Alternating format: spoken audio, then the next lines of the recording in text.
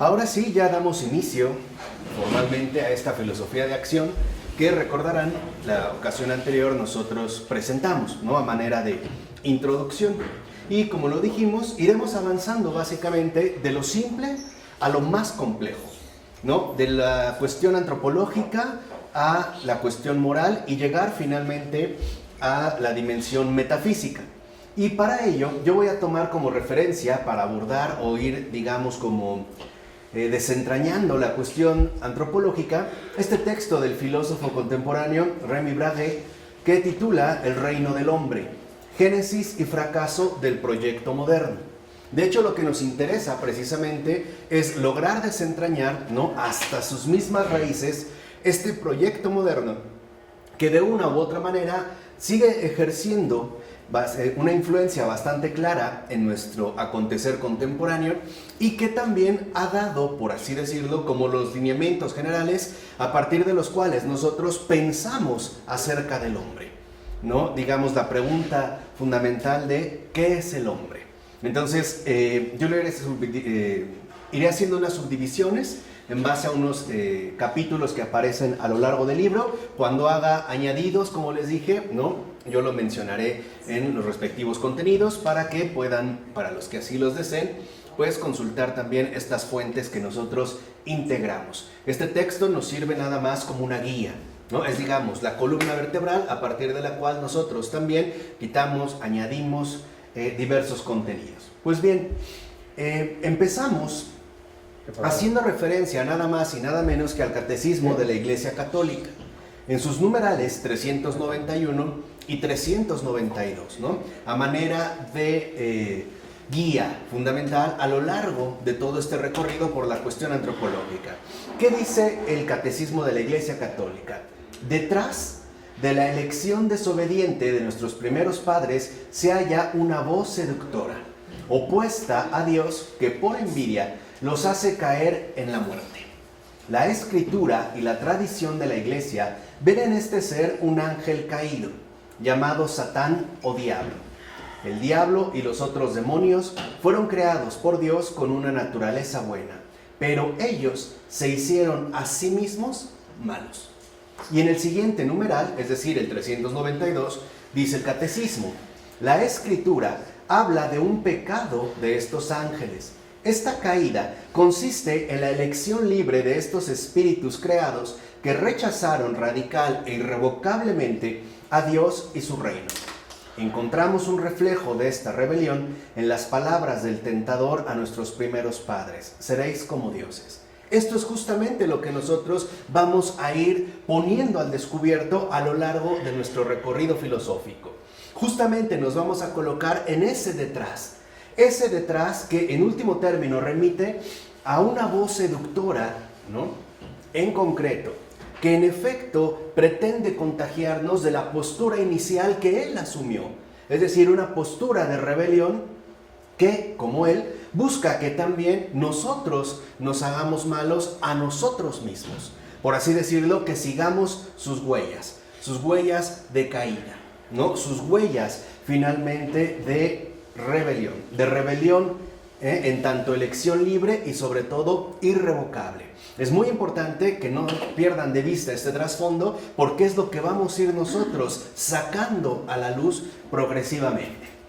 Y también tomamos como referencia, ya digamos a manera de epígrafes, dos citas. La primera es de San Juan Pablo II, que dijo: la Iglesia, hoy como siempre, tiene necesidad de filósofos que no teman abordar las cuestiones decisivas de la vida humana, de la vida moral y espiritual.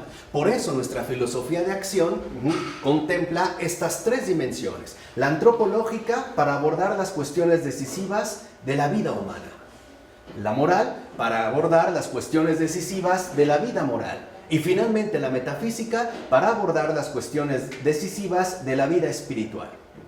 Para, dice San Juan Pablo II, preparar la adhesión y el testimonio de la fe, principio de la acción, para dar razón de la esperanza y abrirse al ejercicio de la caridad. Aquí está nuestro propósito filosófico: presentar este principio de acción que nos conduce en último término a la adhesión. Y además como dijera Maurice Blondel, este gran filósofo católico, hay que remontarse a las fuentes mismas para remediar un mal que está muy extendido en el mundo de las ideas modernas. Y eso es lo que vamos a ir haciendo. Vamos a irnos a las fuentes mismas precisamente para remediar este mal, extirpándolo, ¿no? Irlo sacando a la luz a pesar de la respectiva extensión que ha adquirido en el mundo de las ideas de tradición, por decirlo así, moderna. En este sentido, vamos a comenzar por los tiempos modernos. ¿Qué sucede en este caso? Lo primero, hay que darnos cuenta que los tiempos modernos son resultado de una ruptura, de un rechazo desdoblado. Rechazo por parte de los hombres a tener un contexto de referencia cualquiera, ya sea la naturaleza, el universo o Dios. Yo ya no me detengo aquí porque de hecho esto es en gran medida lo que Charles Taylor, ¿no?, nos hizo patente cuando estudiamos la era secular. Y por otro lado, rechazo a definir su existencia y su legitimidad de cualquier otra instancia que no sea el hombre mismo, ¿no? Entonces, los tiempos modernos son el resultado de una ruptura y de un rechazo. Y este programa fue formulado en los tiempos modernos según una idea confesada o implícita: el reino del hombre. Esto es justo la idea central en la cual se basan los tiempos modernos para realizar su respectivo programa. ¿Y qué es el reino del hombre? El reino del hombre es la lógica interna del proyecto moderno que, como podremos ir poniendo al descubierto, ¿no?, en lo que sigue, desemboca en una dinámica autodestructiva. Curiosamente, los tiempos modernos que pretenden instaurar el reino del hombre, que pretenden dar inicio al reino del hombre, al reino exclusivo del hombre, terminan con una anulación o aniquilación del propio hombre. Dicho de otra manera, esta lógica interna, ¿no?, que posee el reino del hombre, conduce a la autodestrucción del hombre. Nada más pensemos hoy en día cómo lo humano, a grandes rasgos, está ciertamente cada vez más, ¿no?, anulado. Desde el hecho de que, por ejemplo, a lo mejor para algunos grupos, me adelanto para que vean los puntos centrales, hoy algunos grupos de ecología radical prefieren la supervivencia de animales antes que la de los seres humanos. O bien, estos avances tecnológicos que buscan convencernos de que aquellas novedosas aportaciones que nos ofrecen hoy en día son, en último término, mejores que lo que el hombre por sí mismo puede realizar. O sea, nos dejamos llevar, en pocas palabras, por un ideal de perfección que, para ser realizado, implica la desaparición misma de lo humano, de la realidad de lo humano. Entonces, lo curioso, por eso les decía de esta voz, no pierdan de vista esa voz seductora que está detrás, susurrando, ¿no?, a los tiempos modernos, que, si bien es cierto, se busca exaltar al hombre, engrandecer al hombre. El resultado final de este programa, y ahora sí ya lo podemos ver con toda claridad y contundencia, no es otro más que la aniquilación del propio hombre, la anulación de lo humano. En un primer momento se le exalta, se le eleva hasta las cumbres, como el demonio lleva a Jesús en el templo, pero finalmente para que su caída sea mucho más estrepitosa. Entonces, así pues, la intención moderna de prescindir de todo contexto relacional o vinculatorio constituye el núcleo más central del proyecto moderno. Tenemos que manifestarnos como seres desvinculados, o lo veremos en el caso de la moral como seres autónomos. En consecuencia, podemos decir que es moderno lo que quiere serlo y por lo tanto se define como tal. O sea, ser moderno es una autoafirmación voluntaria de rechazo. Ese es, digamos, el contenido profundo de lo moderno. Es una autoafirmación voluntaria de rechazo, de no querer tener algo que ver con nada ajeno o externo a mí, principalmente con Dios. Ese es, digamos, como el perfil fundamental de lo moderno. Autoafirmación voluntaria de rechazo, ruptura con todo aquello con lo que se pudiera llegar a establecer algún tipo de vínculo relacional. El hombre se quiere entronizar a sí mismo. Ahora, lo importante es que entendamos por qué es un proyecto, o por qué vamos a hablar, en este caso, ¿no?, de proyecto. Primero, porque se presenta como aquello que pretende desgajarse de lo precedente, a la manera precisamente de un proyectil. Dicho de otra manera, lo moderno es un proyecto porque quiere hacer las cosas, todas las cosas, por sí mismo, sin contar con nadie más, sin vincularse o mantener, digamos, relación con nadie más. Y segundo, porque lo precedente es expulsado en categorías como la de Edad Media o medieval, que sirven como basurero universal para dejar atrás lo que ahora se rechaza para poder seguir adelante. O sea, lo moderno, ¿no?, esta autoafirmación de voluntaria de rechazo establece, por decirlo de otra manera, un parteaguas. Aquello que él mismo quiere hacer por sus propias fuerzas, por sus propios medios, y todo aquello que será rechazado, dejándolo en esa especie de basurero universal como lo inservible, lo obsoleto, en pocas palabras, lo antiguo, o ya como hoy simple y sencillamente lo decimos, lo obsoleto. Piensen cómo esta lógica sigue funcionando de manera operativa incluso en nuestra vida común y corriente, ¿no? Cuando quizá los jóvenes le dicen a los padres o los abuelos que eso es anticuado, que ellos son muy modernos, lo que en realidad están diciendo es: lo que tú hacías antes, o sea, lo que precede, carece de importancia, ya no es relevante, debe de ser dejado atrás, ¿vale? En ese sentido es proyecto. Entonces podemos decir que en efecto el proyecto en sí mismo entraña entonces un rechazo, una separación, ¿no? Esta es, digamos, la característica fundamental de un proyecto. Ahora, este vacío o ausencia ha sido llenado con puras experiencias de pensamiento. Énfasis en lo nocional que descuida y rechaza lo real.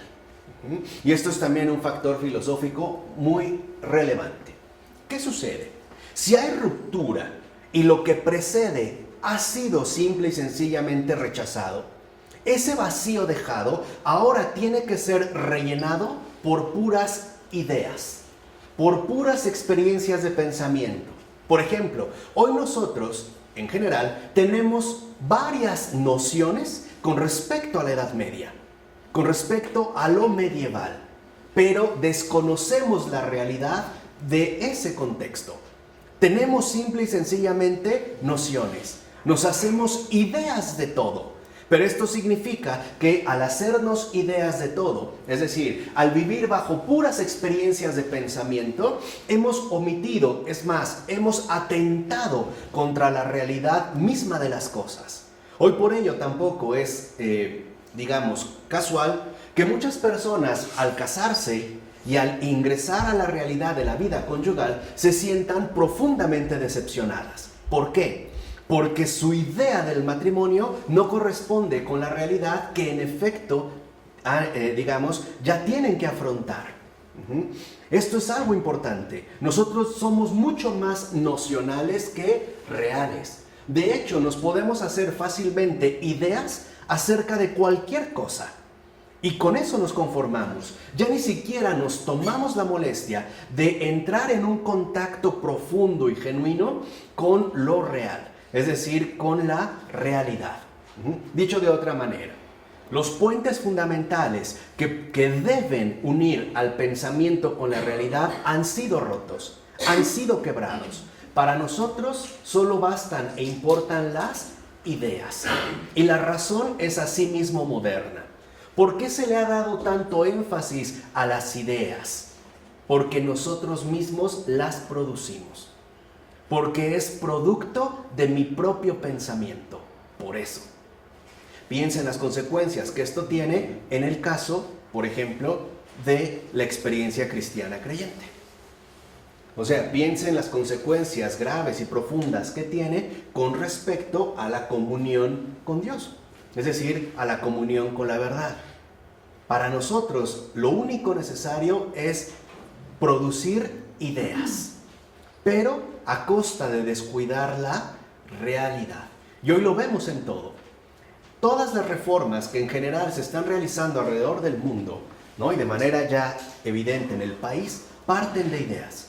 Son nociones, pero que desconocen por completo la realidad de las cosas. Como cuando un presidente mexicano, que ni siquiera vale la pena mencionar el nombre, ¿no? Tenía la idea del avance escolar a partir del fomento de la computación, como en ese momento se le llamaba. Y entonces decide enviar 1000 computadoras a una comunidad indígena de la Sierra de Puebla. Cuando llegan las computadoras con los respectivos medios de comunicación, la gran sorpresa es que esa comunidad indígena carecía de luz. Eso es un poco lo que quiero que vean. Eso es lo que hacemos. Partimos de ideas, pero descuidamos la realidad. Hoy por eso incluso, y hay que decirlo aquí, ya saben, no nos vamos a callar. La ideología de género ha hecho de la realidad humana, masculina y femenina, una idea. Es decir, precisamente un género. Nosotros, dicho sea de paso, no nacemos con un género, nacemos con un sexo. Nos guste o no nos guste. El sexo ya está dado. El género puede ser una preferencia nocional que alguien decida asumir, pero eso lo hará por cuenta propia. Nosotros no nacemos con un género, nacemos con un sexo. Y si por eso nos quieren acusar, como Fabrice Ayash, de que somos ultrasexistas, sí, y no nos avergonzamos. Como no nos avergonzamos de reconocer que no somos independientes. Basta con mirarnos el ombligo para no olvidar que procedemos de alguien más. Y por lo tanto no caer en este mundo fantasioso de las puras experiencias de pensamiento.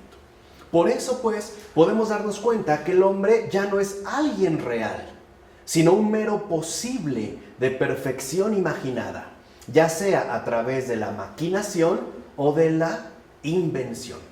Ya no partimos de la realidad concreta de las cosas, y en particular, como nos interesa destacar aquí, de la realidad concreta de lo humano. Simplemente partimos de esto como algo posible hacia lo cual nosotros debemos encaminar su respectiva perfección, ya sea a través de la intervención o progreso tecnológico o simple y sencillamente a través de la invención, ¿no? Vamos a decirlo así, esta efervescencia de ideas que a alguien se le pueda llegar a ocurrir. Así pues, los tiempos modernos ven en el hombre no un ser inacabado, sino proyectado. O sea, un ser que tiene que realizarse a sí mismo. Está en proyecto. Tiene que alcanzar, por decirlo de esta manera, su propia perfección. Por eso también, para que se vayan familiarizando con la mafia amplia de los filósofos, con este gremio muchas veces oscuro de filósofos, iremos mencionando ya un montón de nombres.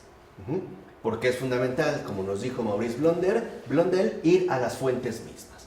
Así, por ejemplo, Fichte, un filósofo alemán, dirá que todos los animales están acabados y dispuestos. El hombre está esbozado y en proyecto. ¿Notan la diferencia? El animal ya está. El hombre no está acabado. Está en proyecto. Tiene que realizarse a sí mismo. Heidegger, otro filósofo alemán, definirá la vida del Dasein, lo que él define como el ser ahí, ¿no? Como proyecto. O sea, como algo inacabado que tiene que asumir las riendas de su propio destino. Y luego profundizará la idea haciendo del proyecto no ya una iniciativa del hombre, como por ejemplo ocurre en Fichte, sino un rasgo fundamental del ser. El ser mismo es un proyecto. Por su parte, Sartre tomará de aquí la definición y hará del hombre no otra cosa que su proyecto, hasta llegar a los éticos contemporáneos que conciben la historia del individuo como un proyecto de vida. Vean también el enorme grado de influencia moderna que poseemos. Cuando nosotros queremos realizar algo a corto, mediano o largo plazo, Lo planteamos en términos de proyectos, ¿no? A ver, para verano, no sé, me gustaría estar, o quiero proyectar, o vamos a hacer un proyecto, ¿no? Y todos te presentan un proyecto de trabajo hasta un proyecto de vida, pero bajo la definición que establece lo moderno. Entonces, ciertamente un proyecto es ante todo lo que dice su etimología. Es un lanzamiento. Un movimiento en el que el móvil, es decir, el proyectil, pierde el contacto con su motor inicial y prosigue por sí mismo su respectivo impulso, que es justamente lo que pretende sostener el proyecto moderno de autonomía. ¿Quién es el proyectil? El hombre. ¿Quién es su motor inicial? Dios. Lo importante es llevar a cabo la ruptura y proseguir por cuenta propia, ¿no? Autoafirmándonos o asumiéndonos como algo absoluto a partir de nuestras propias y humanas capacidades. Por eso les decía en la introducción, si algo tenemos en la mira es desrealizar justamente esta noción, esta invención de autonomía. Entonces, de aquí, 3 ideas fundamentales de la modernidad pueden sacarse de la imagen madre del impulso, ¿no? De esta imagen madre de la propulsión por cuenta propia, ¿no? Del proyecto humano. Un proyecto implica, primero, respecto del pasado, la idea de un nuevo comienzo, o sea, desde cero, que hace olvidar todo lo que precede. Hoy por eso somos muy ingratos con el pasado y con todo lo pasado. Tan es así que hoy a la mayoría de nosotros quizá lo que menos nos importa es lo precedente. Por ejemplo, la tradición.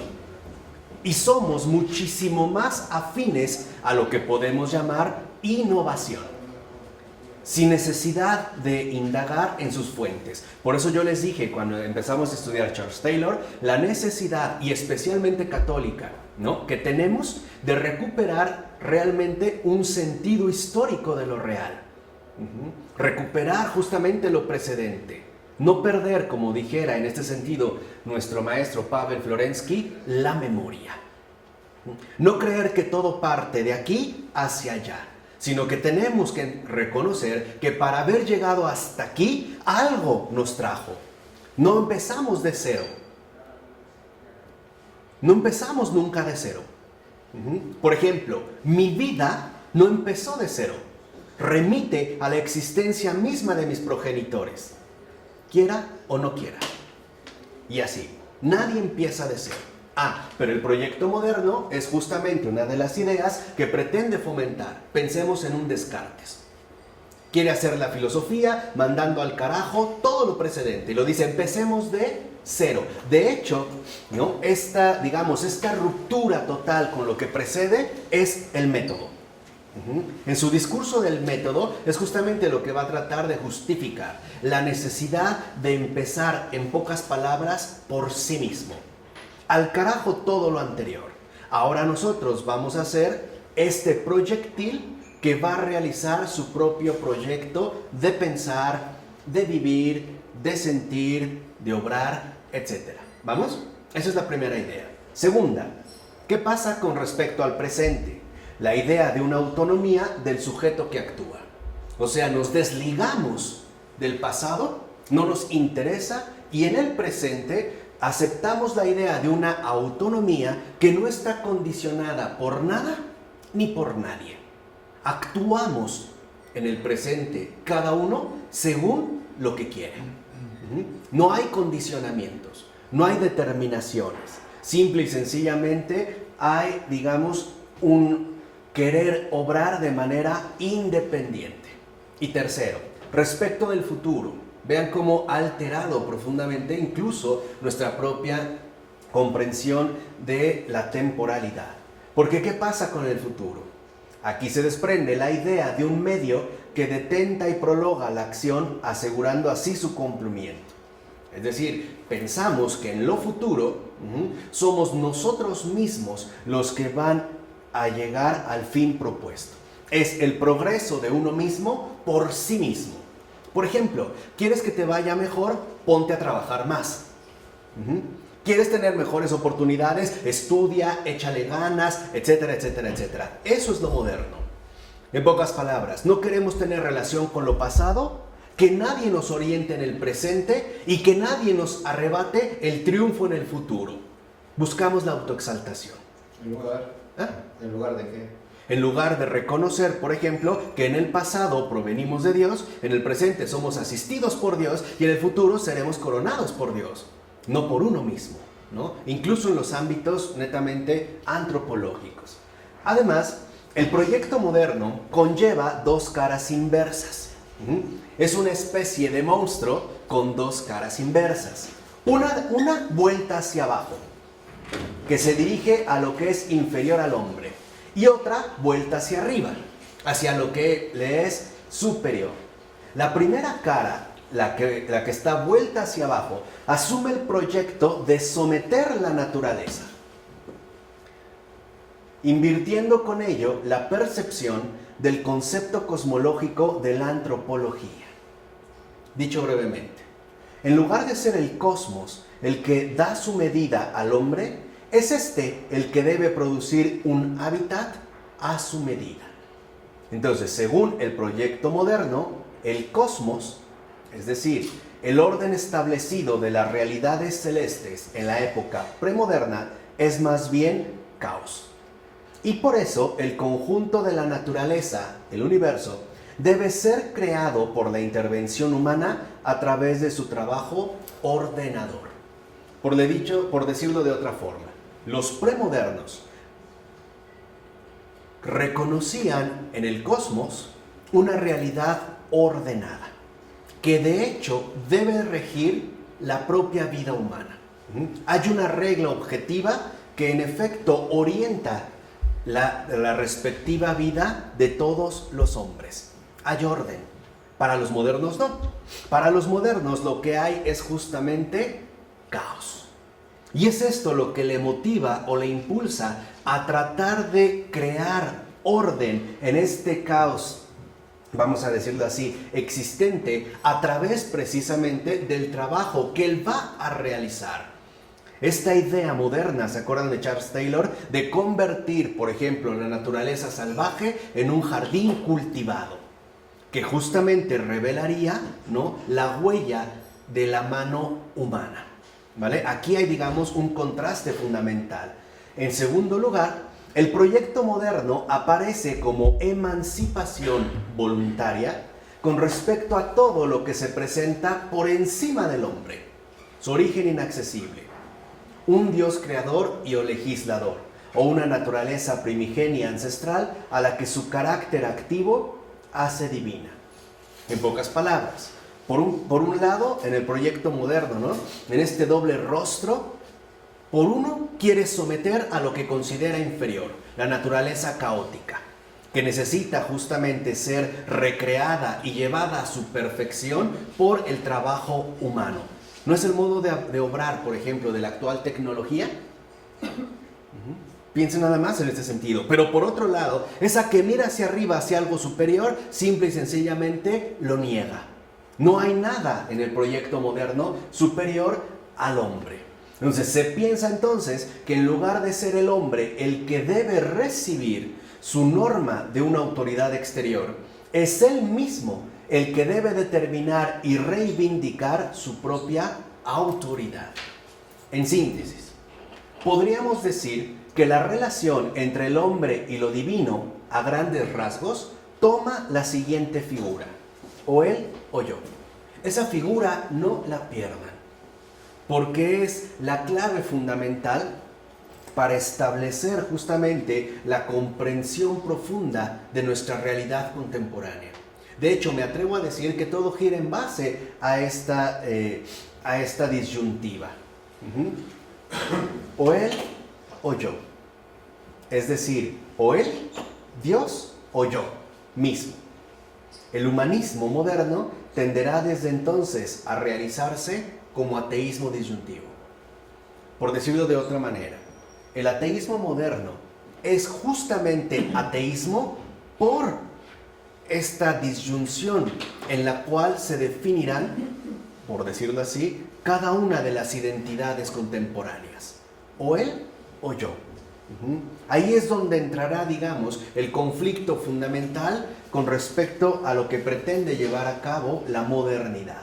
Sin embargo, dice Remy Brahe, no es en absoluto necesario que la empresa humana se conciba a sí misma como proyecto. O sea, no es la única alternativa. Recuerden también que esto es un rasgo muy peculiar de la modernidad. Para los modernos, lo que ellos establecen es lo único posible. No hay más opciones. Siempre nos hacen creer que lo que nos presentan es lo único accesible. Que no hay, a final de cuentas, otras alternativas. Pero sí las hay. En efecto, el género humano bien puede ser asumido y encarnado como tarea. Y esta es a lo que nosotros nos queremos precisamente integrar.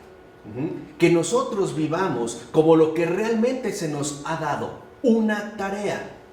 Y que no sigamos nosotros entrampados, ¿no?, en esta ilusión moderna de que estamos haciendo por cuenta propia un proyecto. De hecho, esta tarea se opone punto por punto al proyecto. Tarea y proyecto se oponen punto por punto, ya que en ella, en la tarea, primero, fíjense, recibo la misión de hacer algo. No es lo que me propongo, es algo que recibo. Y por lo tanto, el encargo, la misión, no es obra mía. ¿Se dan cuenta la gran diferencia con respecto al proyecto que describimos en sus tres respectivas ideas? Primero, como tarea en la tarea, recibo la misión de hacer algo, con un origen que no procede de mí, que tengo incluso que descubrir y reconocer. Segundo, en la tarea, debo también preguntarme con realismo si estoy a la altura o no de mi tarea, aceptando con ello el hecho de desprenderme incluso de aquello que sin embargo me ha sido irrevocablemente confiado, es decir, yo mismo. Estar dispuesto incluso a renunciar a mi propia limitación por la tarea que me ha sido encomendada. Piensen simple y sencillamente, amar a los enemigos. ¿Cómo puedo hacer eso humanamente hablando? De ningún modo. Solo lo puedo realizar si reconozco que esta misión de hacer algo, esta tarea que se me encomienda, porque es eso, una encomienda, también implicaría el sacrificio de mis propias limitaciones. Es decir, la anulación de mí mismo, precisamente en favor de algo mejor. Y finalmente, en tercer lugar, soy el único responsable de lo que se me ha pedido que lleve a cabo, sin que pueda descargarme en una instancia que me garantice la consecución de la misión que me ha sido encargada y confiada.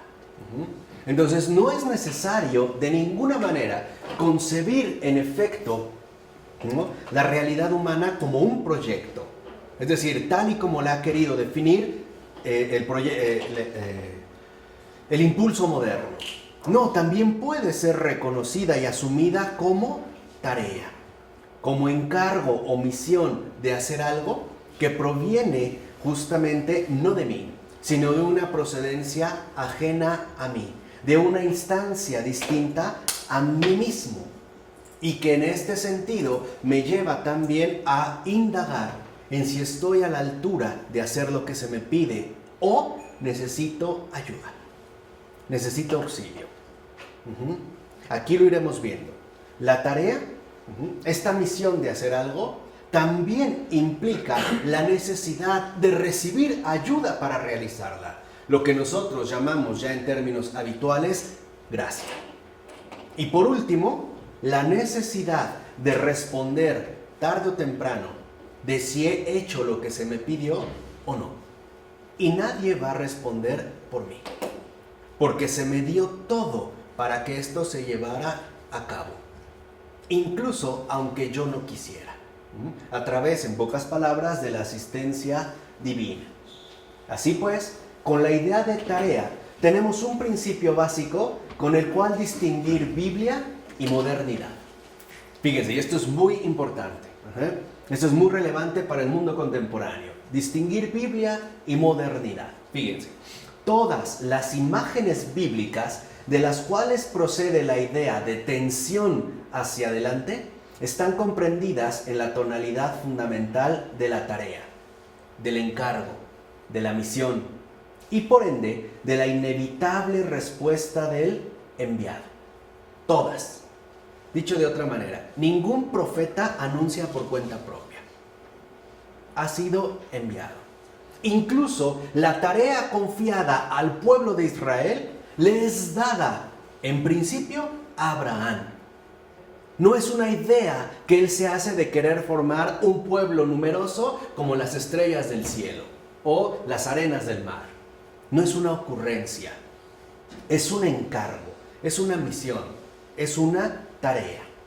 Por su parte, la modernidad se basa, y esto es también interesante, a partir del género moderno de la novela, en el héroe solitario que ante todo va a la aventura, a la deriva, es decir, sin envío, sin encargo, sin misión, embarcado en un proyecto de vida aventurero que le hace olvidar de dónde viene y hacia dónde va. Y esto es muy común. Esto lo podemos ver incluso, ¿no? Cuando le preguntamos a una persona en concreto, ¿qué va a ser de tu vida? Y responde, no sé. Es esto, no tengo ni idea hacia dónde voy. Solo sé que voy en una aventura, ¿no? Que no tiene ningún tipo de definición, que no tiene envío, no tiene encargo, carece de misión y que tengo que irla, ¿no? Sobrellevando en base a lo que se me vaya ocurriendo. No hasta decimos de inmediato, pues ya pensaré qué se me ocurre, a ver qué sale, ¿no? Así, andamos justamente a la deriva.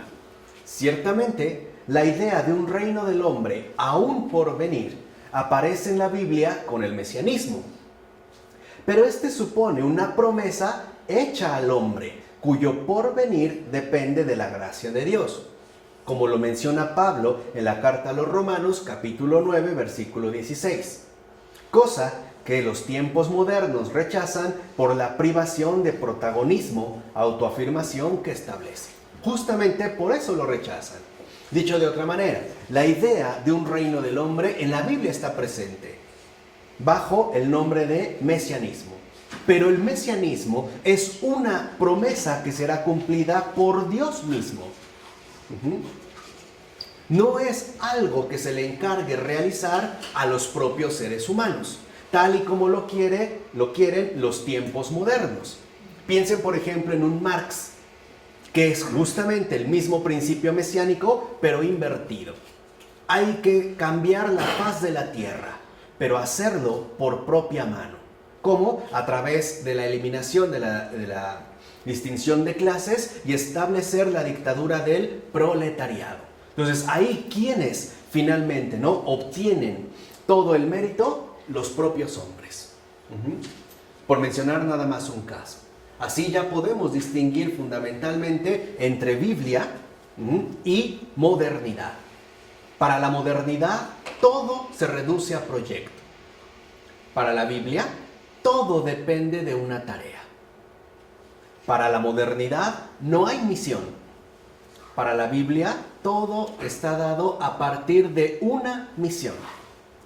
Para la modernidad, todo es ir a la aventura, a ver qué sale, ir a la deriva, ¿no? Por eso también nos encanta surfear por la superficie, ¿no?, de este gran océano, ¿no?, de Internet.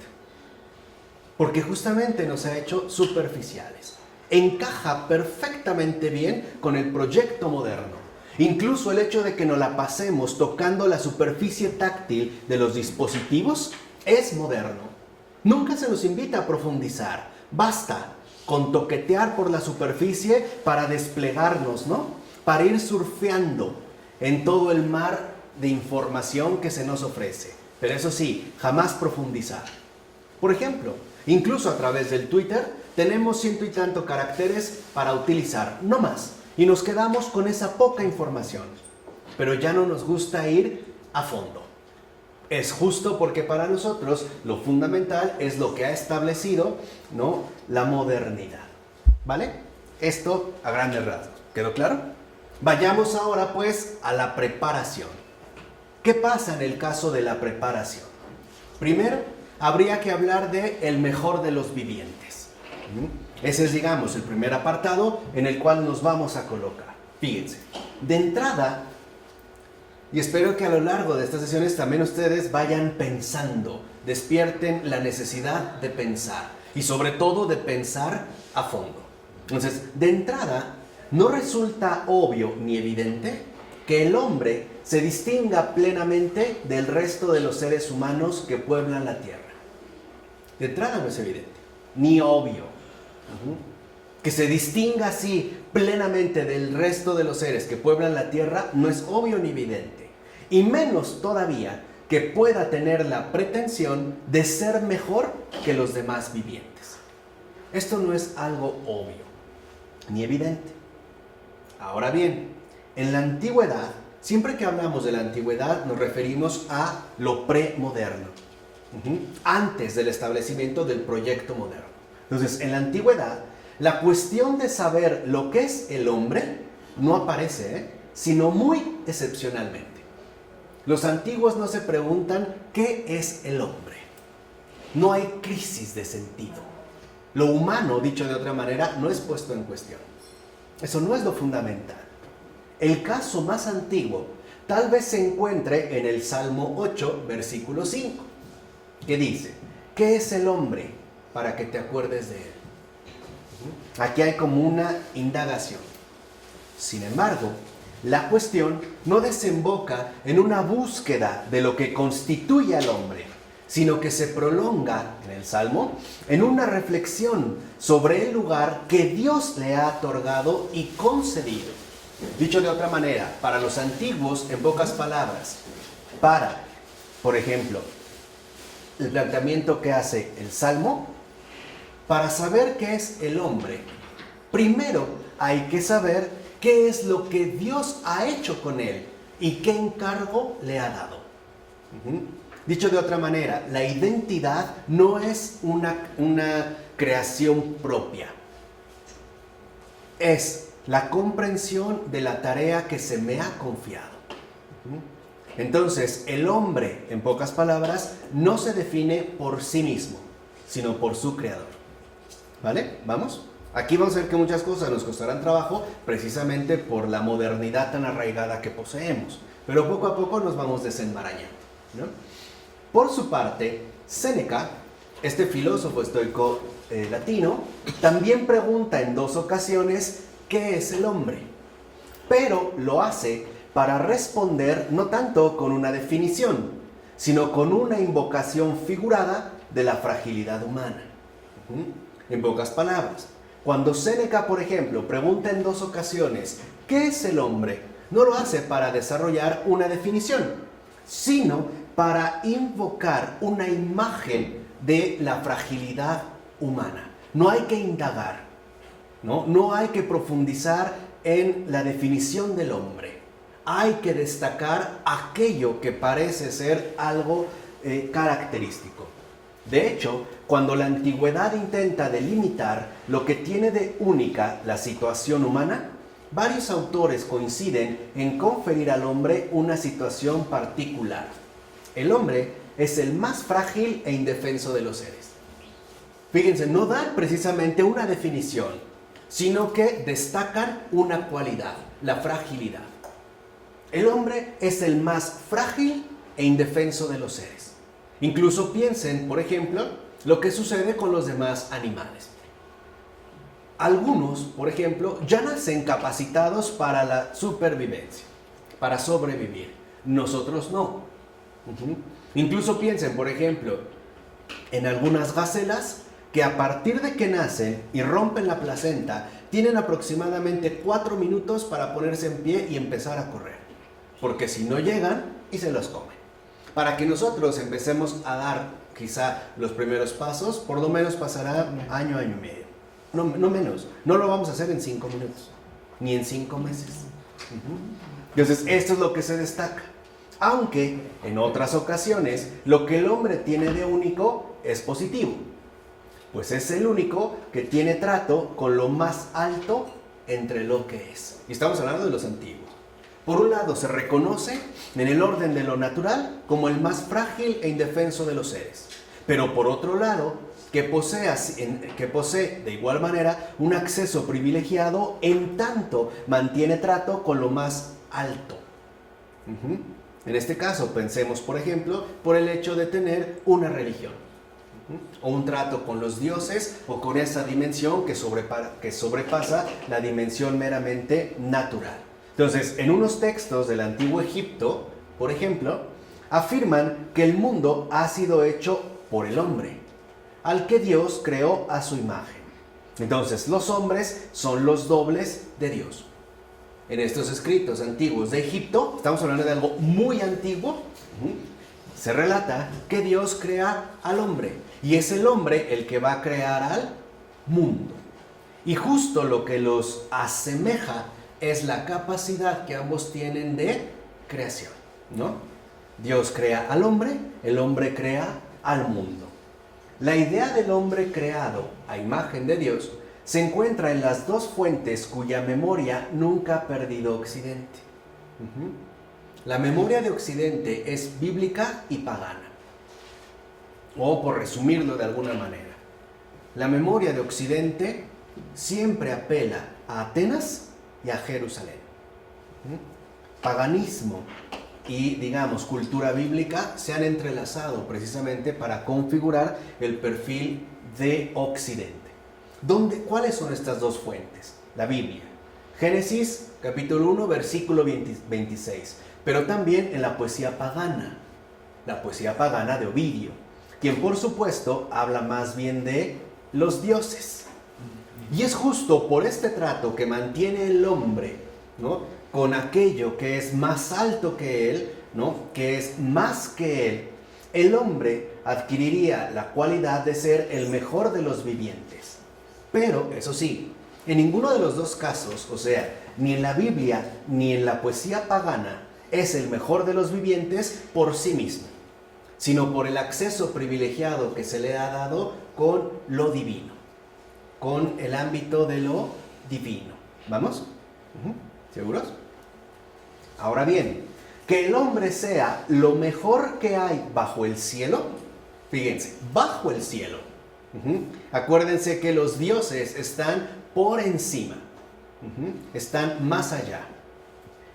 Esta idea de que el hombre es lo mejor que hay bajo el cielo es una idea que, por ejemplo, también se encuentra en Sun Tzu, filósofo chino del siglo III antes de Cristo. Ya fuimos por Egipto, por China, ¿no?, Israel. Pero aunque sea lo mejor que hay bajo el cielo, no es la mejor de todas las realidades, ya que los cuerpos celestes, como mínimo, le aventajan y superan.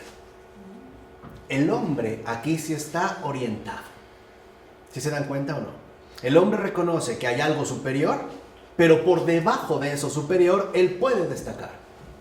Pero no es por sí mismo, sino por la relación que mantiene con esa dimensión mayor.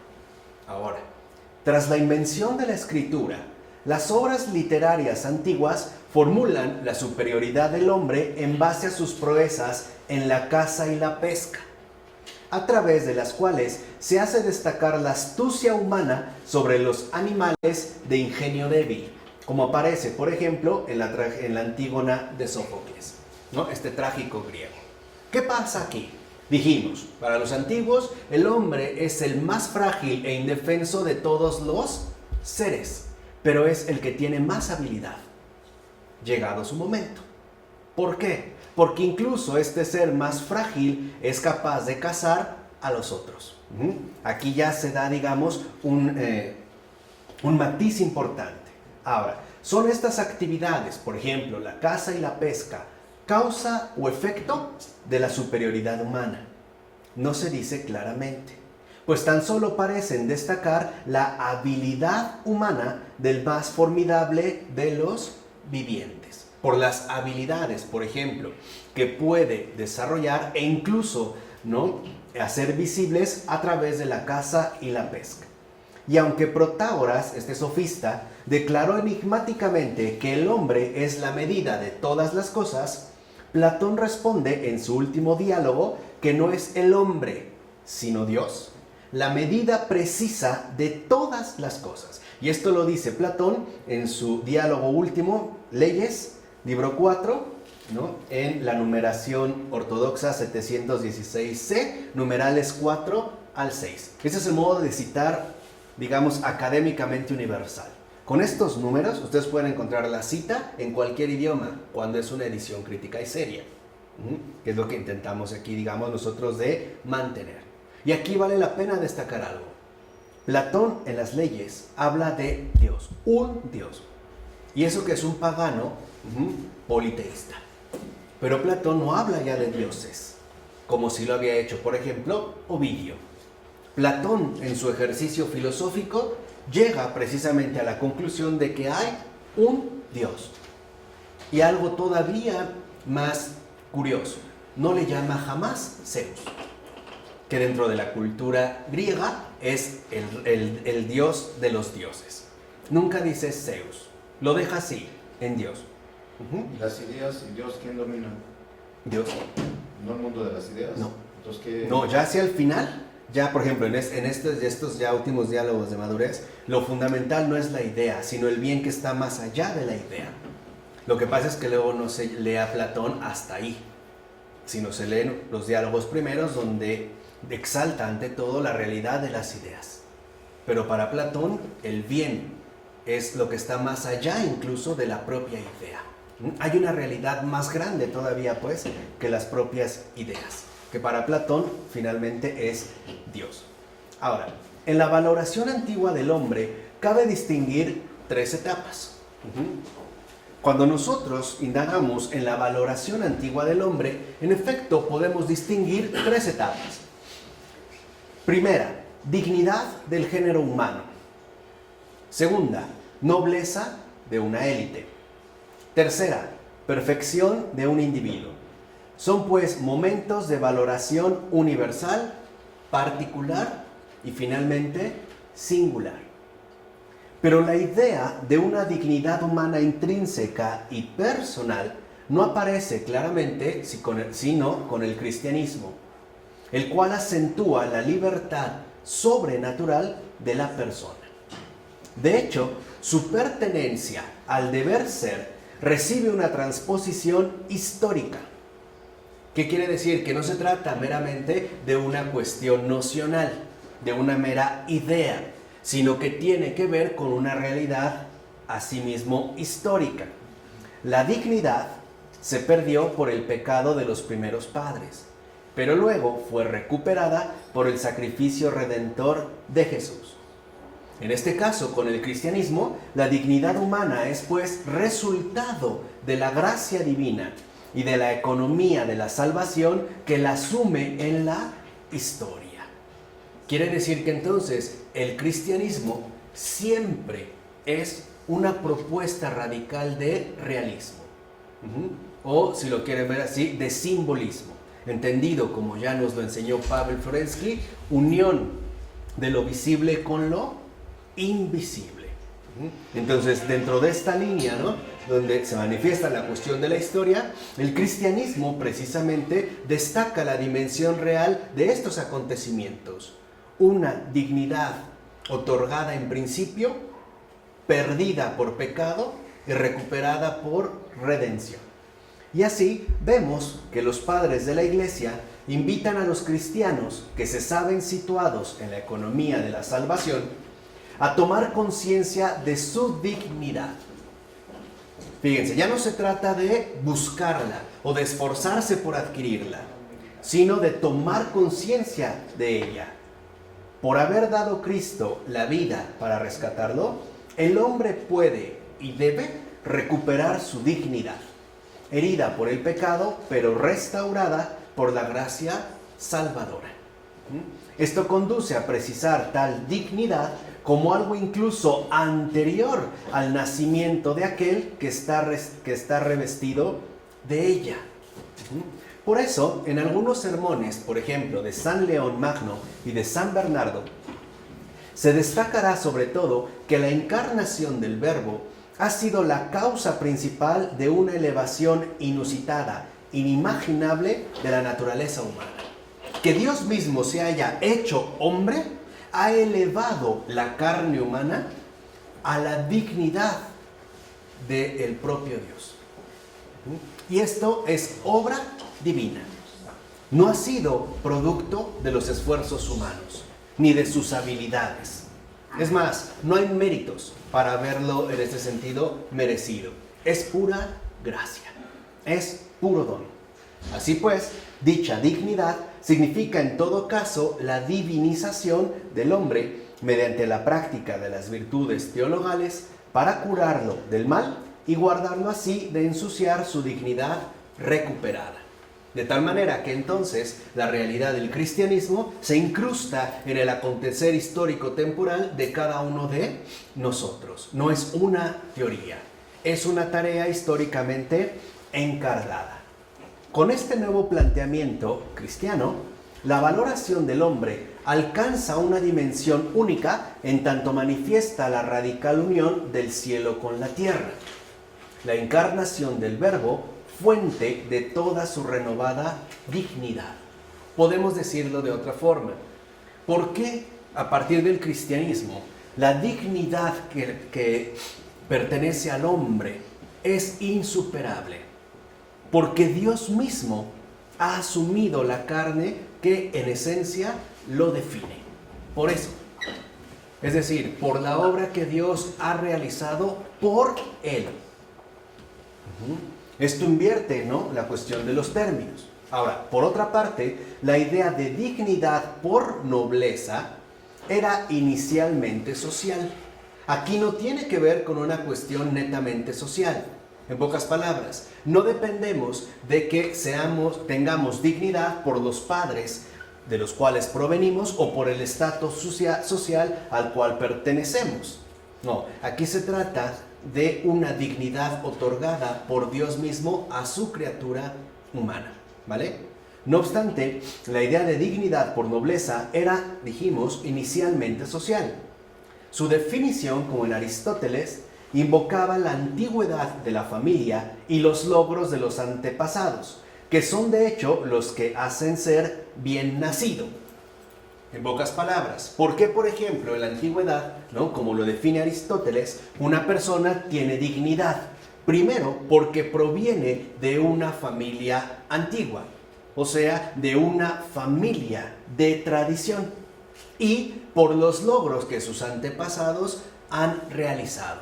Entonces, la dignidad no le viene por sí mismo, le viene por su familia, ¿no?, por su pasado familiar. Y por ende, por los logros de sus ancestros.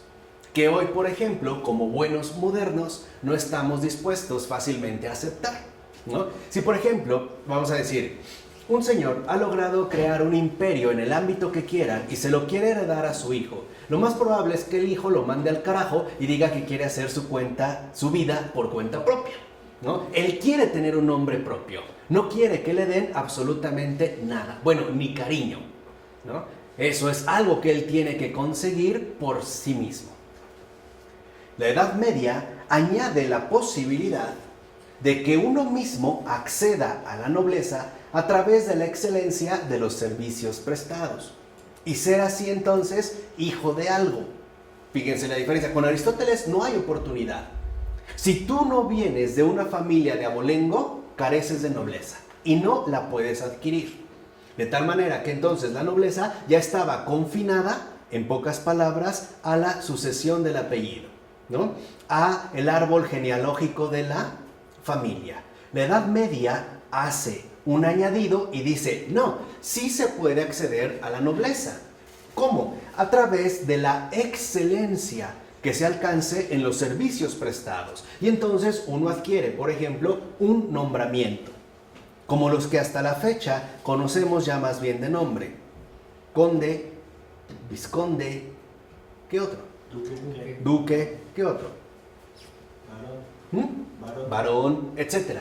Pero no es por su familia, es por la excelencia de los servicios que él ha prestado. Y entonces ya se convierte en hijo de algo. De aquí viene, por ejemplo, ¿no?, al menos en México, el nombre de Hidalgo. El hijo de algo.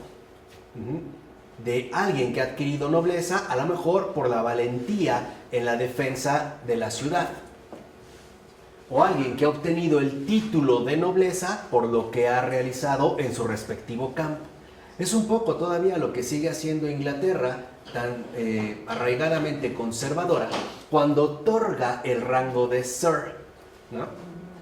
Algo tuvo que hacer, alguna excelencia en la música, en la investigación, en la literatura, en el ámbito militar, etcétera, para ahora sí adquirir nobleza. Pero ya no es por familia, es, podemos decirlo así, por la excelencia de los servicios prestados. Ahora, en el siglo XIV, Dante y el maestro Eckhart construyen una teoría del hombre noble. Vean hasta cuándo. Estamos hablando hasta el siglo XIV.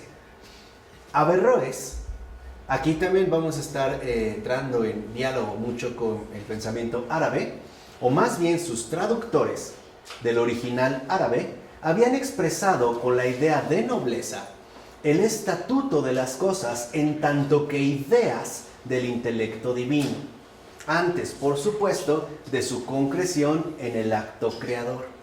Entonces, la nobleza, en este caso, por ejemplo, para Averroes y para el planteamiento árabe, tiene que ver con que el hombre ha sido, antes de todo, idea de Dios.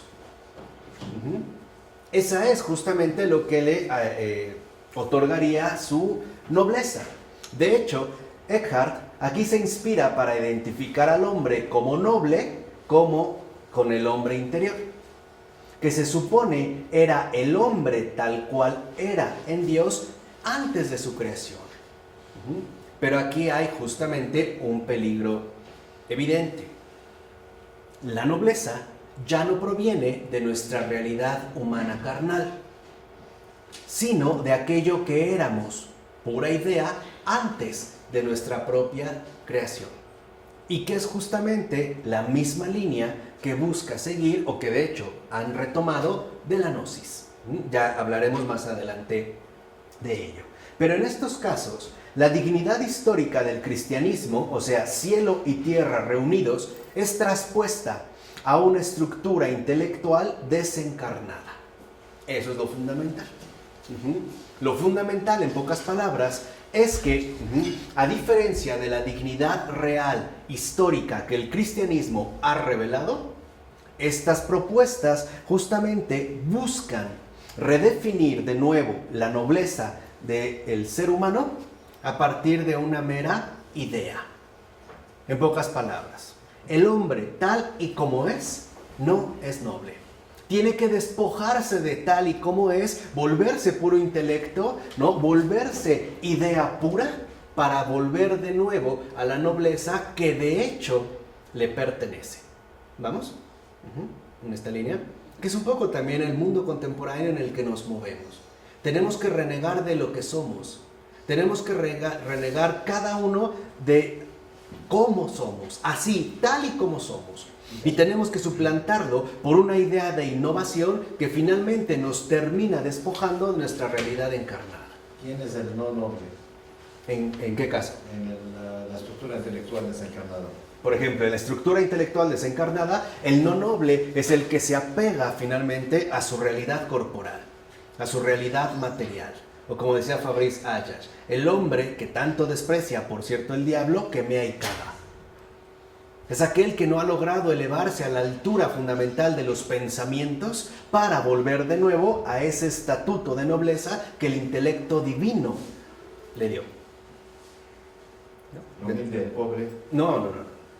O sea, cualquiera que se apegue, digamos, a su realidad concreta tal y como es, no tiene nobleza.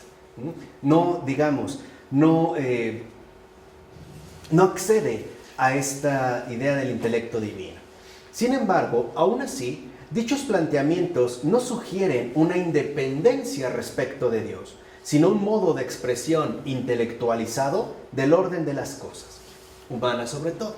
Podemos decir que en estas propuestas justamente lo que destaca es una intelectualización, ¿no? Una ultraintelectualización que terminará, a final de cuentas, despreciando la realidad tal y como es. Ocurre lo mismo con la idea antigua de un hombre divino, que no designa a un personaje que se atribuye a sí mismo poderes sobrehumanos, como taumaturgo o adivino, sino al transmisor autorizado de las cosas de origen divino que no hacen sino transitar a través de él. Entonces, el hombre divino, digamos, en la idea antigua del hombre divino, es simplemente un transmisor de aquello que en efecto se sirve de él para manifestarse en el mundo.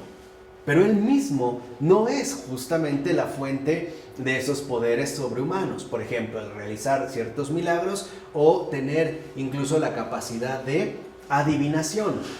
Incluso la idea de hombre perfecto, antropológicamente hablando, no está claramente desarrollada en los países de la cristiandad.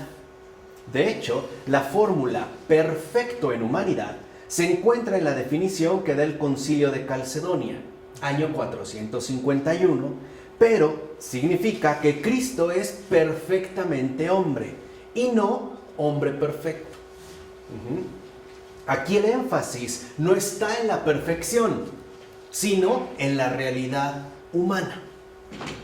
Puede ser algo relevante, pero esto es justamente el gran avance que otorgó el Concilio de Calcedonia.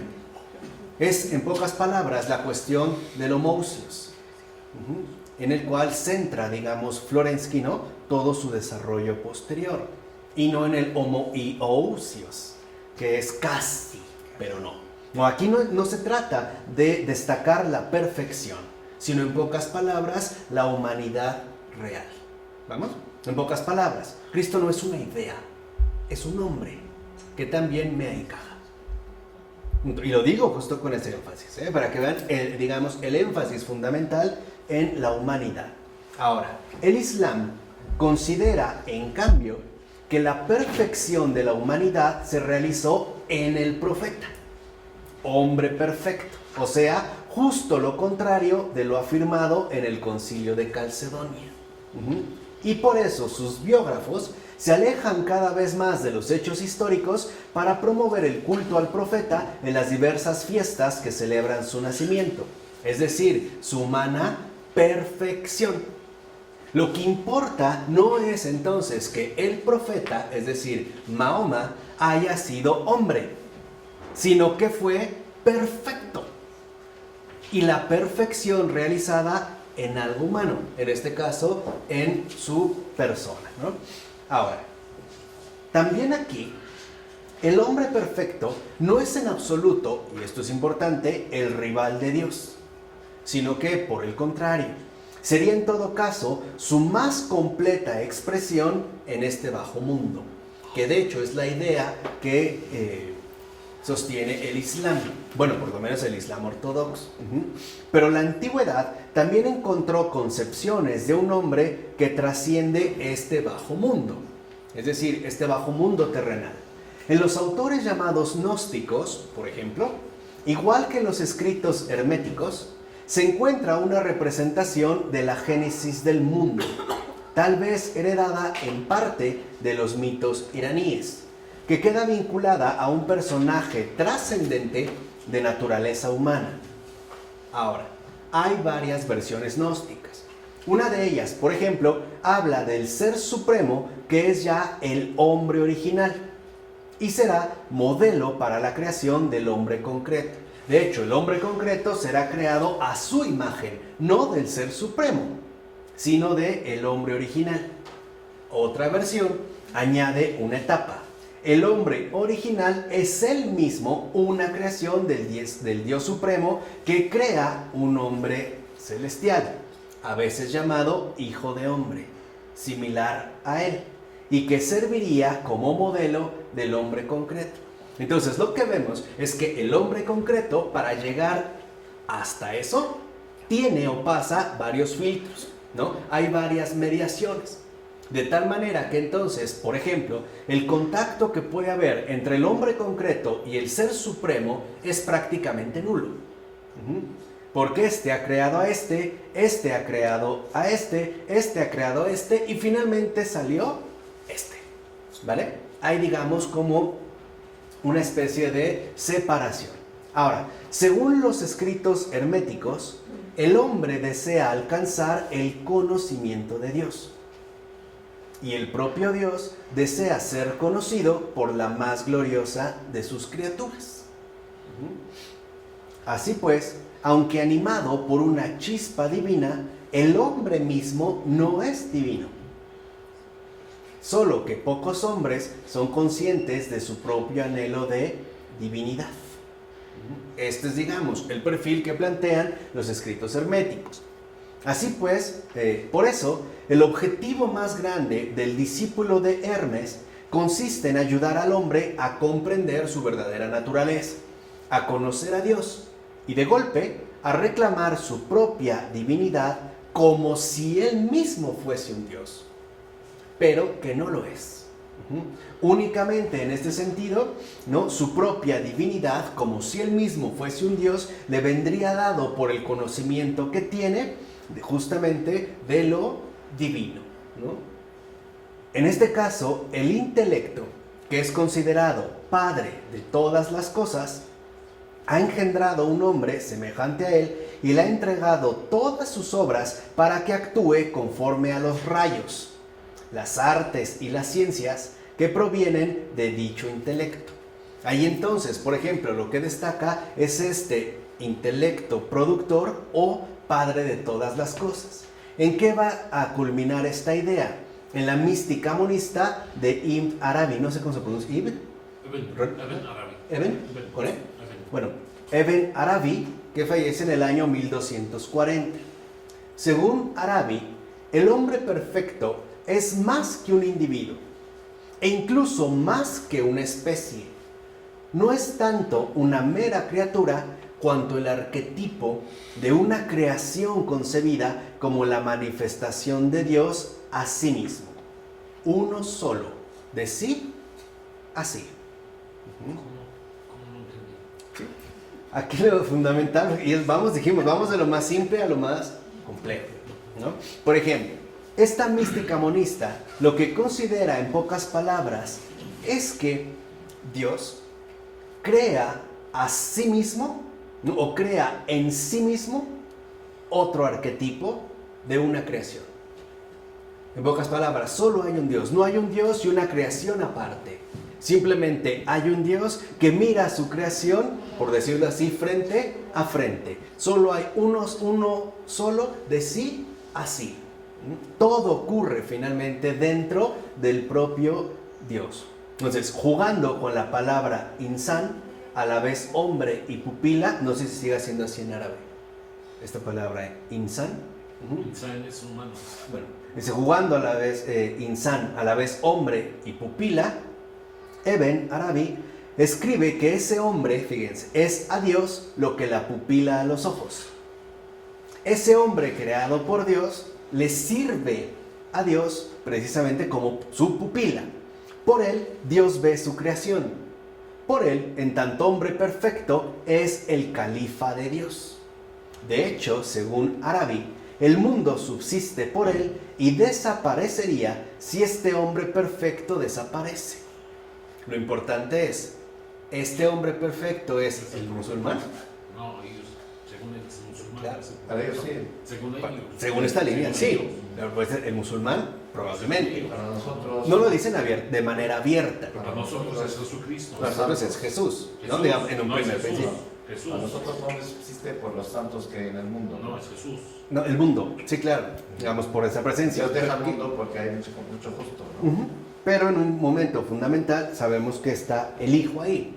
Aquí lo fundamental es que parece que esta idea apunta a un hombre perfecto que de hecho es lo que permite el mantenimiento del mundo. Pero aunque no lo diga abiertamente, lo más probable es que esté hablando del hombre musulmán. Digamos, estaría justificando, ¿no?, lo musulmán como aquello que permite la conservación del mundo. Ahora, su superioridad de este hombre perfecto no procede de su esencia propia, sino de la posición que le ha sido otorgada por Dios, el califato. Por eso es califa de Dios. Esa posición Dios se la ha dado. Aunque a decir verdad, en ese hombre perfecto, y eso es lo que ocurre, Dios y hombre no se distinguen muy bien, ¿no? Como que no hay, digamos, una clara diferencia entre ambos. Y por eso se habla de una mística monista. El monismo habla de uno solo. Un solo, nada más. Y como que no hay una clara diferencia entre uno y otro.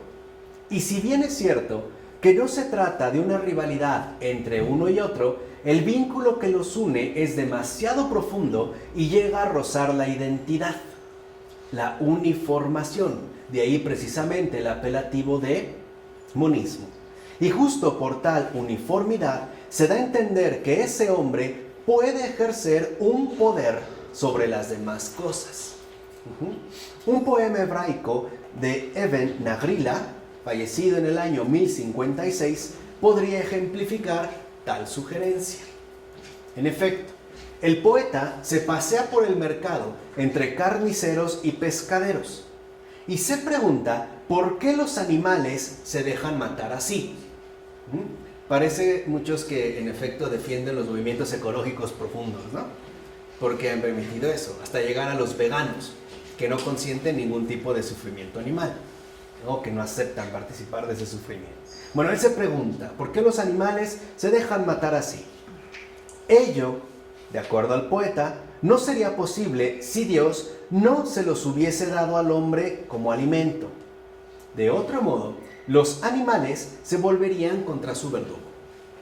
¿Qué quiere decir? Que si se dejan matar así, es porque el hombre, en efecto, posee el poder sobre ellos.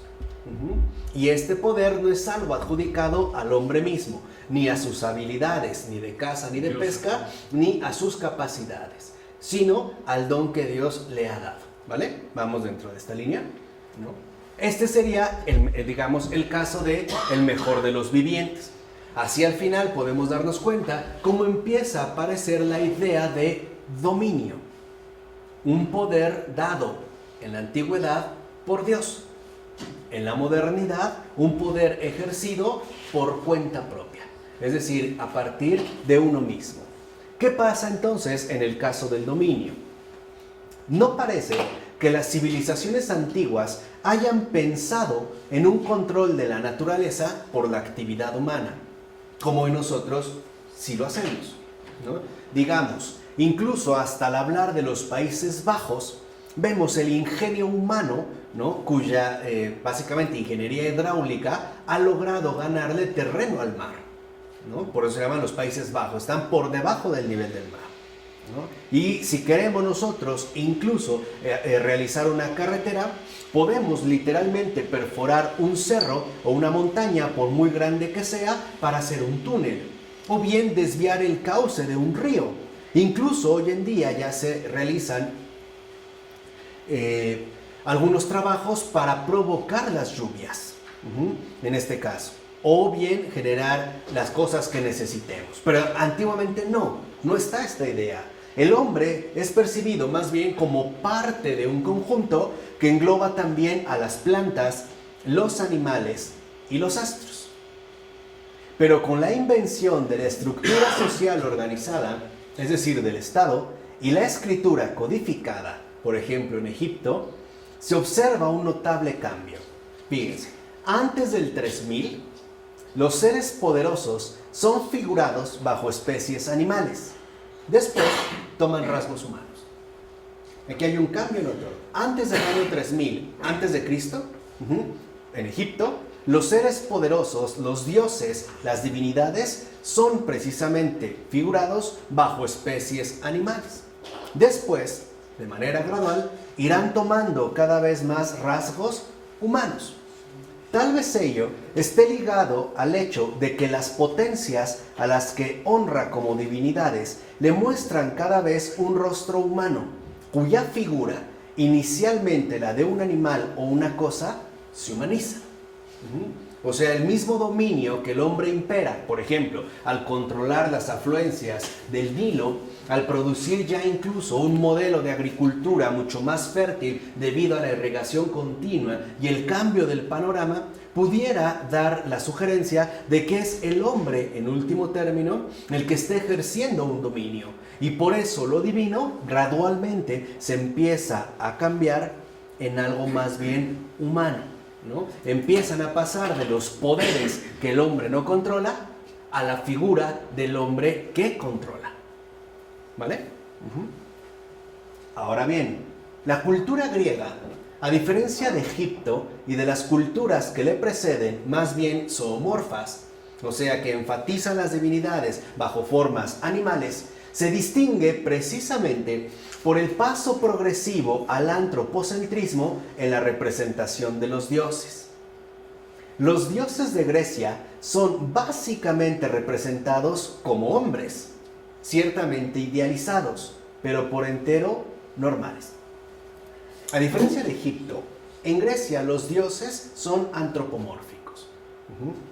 Son hombres normales que se distinguen de los humanos por su inmortalidad. Es eso, de hecho, lo que les concede su estatus de dioses, la inmortalidad que poseen. Pero son tan normales que vemos, por ejemplo, escenas de celos, enojos, ira, etcétera, amoríos, ¿no? Engaños, infidelidades, etcétera, en estos dioses, porque en efecto no dejan de ser hombres, aunque sí están ciertamente idealizados. Entonces, la figura humana resulta ser conveniente para lo que los griegos de todos los tiempos llamaban los poderosos por excelencia, lo cual expone la idea de un dominio del hombre sobre los animales, como puede leerse, por ejemplo, en Ovidio. ¿Qué dice Ovidio? Aún faltaba un animal más sagrado que estos, los animales, más apto que aquellos para recibir un espíritu profundo y que pueda dominar a los demás.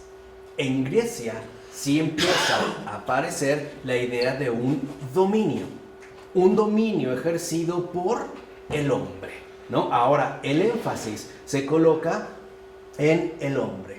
Por su parte, Agustín enumera las realizaciones técnicas y artísticas del hombre, que considera de hecho muy buenas, y no obstante, reconoce que se trata de un ser decaído.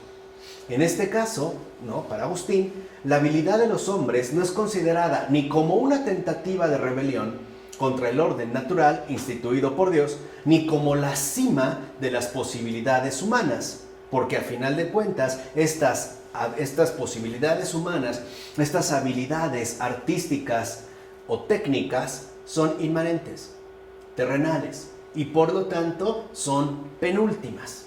No es lo definitivo, no es lo máximo del hombre, ¿no? Hay algo todavía mayor. Así pues, la admiración expresada por San Agustín con respecto a estas realizaciones técnicas y artísticas resulta sobria y no degenera en exaltación griega. Como los griegos sí exaltan las obras realizadas por los hombres como lo máximo que puede ser, en este sentido, alcanzado por lo humano. ¿Se entiende? O por ponerlo ya en estos términos con los que supongo estamos familiarizados gracias a Charles Taylor, para los griegos, lo máximo que el hombre puede realizar siempre permanece dentro del marco inmanente. Mientras que para un cristiano como Agustín, la verdadera plenitud de lo humano no está en el marco de lo inmanente, sino en la trascendencia. Es decir, en ese más allá que nos libera de las grandes obras que hemos podido realizar en la tierra. De hecho, en un juego de palabras implícito en colere, dar culto y cultivar, Agustín explica que la tierra no es algo que haya que adorar, como suponían los griegos, sino laborar. ¿Qué significa laborar? Ninguna violencia hay en ello, ningún proyecto de sujeción, ni siquiera de domesticación. Antes bien, tal labor es concebida como un diálogo con la naturaleza. Eso es laborar. Cuando Agustín habla de laborar, lo que dice es que la tierra nos abre a la posibilidad de un diálogo. Hay un mejoramiento recíproco. Así como la tierra se deja cultivar y se pone en las manos del hombre, el hombre debe cuidar la generosidad ofrecida por la tierra. ¿Me explico? No habla de explotar o de domesticar, no. Simplemente de entender el trato correcto con la naturaleza que se abre a nuestro trato, que deja literalmente que le metamos mano, incluso para cultivar o para cosechar. Esta es la gran diferencia que hoy nosotros, por ejemplo, no comprendemos cuando hablamos justamente de laborar. Para nosotros, laborar es sinónimo de trabajar y, en último término, de explotar, utilizar al máximo las energías para obtener un mayor provecho. Pero esto es moderno. En principio no es así. El concepto laborar invita a un profundo cuidado con aquello que no es nuestro, pero se ofrece a nosotros. Cuando hoy se habla de cuidar el medio ambiente, un poco se entiende más bien en términos de limitar al mínimo las fuerzas explosivas del ser humano. Por ejemplo, haciendo que las industrias dejen de producir el menor tiempo posible. O bien reduciendo al mínimo el uso de contaminantes, etc. Pero si lo ven, el énfasis está puesto en la limitación productiva del ser humano. Aquí no. Aquí, laborar significa tener tacto con aquello que está al alcance de nosotros. Esto justamente era tan importante que formaba, digamos, era un elemento fundamental incluso de las relaciones humanas. Porque también las relaciones humanas se elaboran, hay que cultivarlas. Y el cultivo involucra mantenerse en el dar culto a aquel que nos ha dado como compañero o compañera a esa persona. Hoy no sucede así. Hoy es muy fácil meterle mano, por ejemplo, a una mujer. Simple y sencillamente porque la queremos explotar. O sea, literalmente, explotar. Y ya no solo estoy hablando de meterle mano con una finalidad claramente sexual, sino incluso remolerla a golpes. Porque es una fuerza, digamos, una fuerza caótica que yo debo de domesticar, sobre la cual debo de ejercer total violencia. Y como dijimos en una clase anterior, si lo recuerdan, hoy diríamos que está enfermo. Dijimos, no está enfermo, está endemoniado. Ya lo habíamos visto precisamente con una clase anterior. Entonces, esta cuestión de laborar significa cuidar, contacto, aquello que se ofrece sin reservas a nosotros. Por ejemplo, un río no limita la cantidad de agua que nos ofrece. Simplemente corre y corre. Se entrega con confianza. Esta apertura involucra una respuesta de cuidado, o si lo quieren ver así, una respuesta de profunda consideración y conservación, un diálogo, un reconocimiento mutuo, en pocas palabras, un respeto. No obstante, la idea de una sumisión de la tierra sí se encuentra en el Corán, ahí sí, pero con un matiz interesante. En este, Dios somete de golpe a todas las criaturas al hombre. Vean, ¡pum! Es Dios quien las somete de golpe al hombre. Mientras que en la Biblia, el hombre recibe como tarea someter la creación. No es algo que Dios le da, es un encargo que realiza, ¿no? En el Corán no. En todo caso, lo que es importante es que nadie en la antigüedad ni en la Edad Media ha tenido nunca permiso para mezclarse en los asuntos de la naturaleza y así explotarla de manera egoísta, o bien para amenazar su integridad. ¿Por qué? Porque algo se tiene claro: el hombre no es el propietario de la creación. Esto se tenía perfectamente claro en la antigüedad y hasta la Edad Media. El hombre no es el propietario, es el atareado. Literal, ¿eh? En el sentido de tarea que hemos mencionado. El hombre no es propietario, es atareado. Se le ha dado un encargo y se le ha dado todo para que ese encargo se realice en orden al bien de todos y de todo. Esto se tiene perfectamente claro. En la antigüedad, por ejemplo, algunos pensadores veían en el hombre al intendente de Dios en la tierra, lo cual significa que su mismo dominio está sujeto a una condición irrecusable: la obediencia al Creador de todas las cosas. Es decir, el hombre tiene que laborar en obediencia. No puede hacer lo que se le dé la gana. ¿Por qué? Porque las cosas no le pertenecen, no son suyas. Para nosotros los modernos es justo lo contrario. Yo hago lo que quiero porque son mis cosas. Es más, es mi vida. No te metas, dijimos, ahí está el rechazo y la ruptura.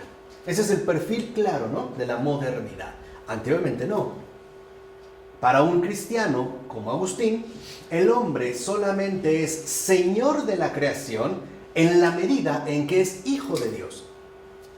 En pocas palabras, en la medida en que vive la santidad que el Padre le otorga. Ahí sí se puede hablar de señor de la creación. Pero si no es hijo de Dios, si no lleva una vida ordenada según la voluntad de Dios, no es señor, es destructor. Y por lo tanto es enemigo de la creación entera. Y esto es una idea clara que la Edad Media, por ejemplo, concientizó de manera bastante profunda. Voy a poner un ejemplo.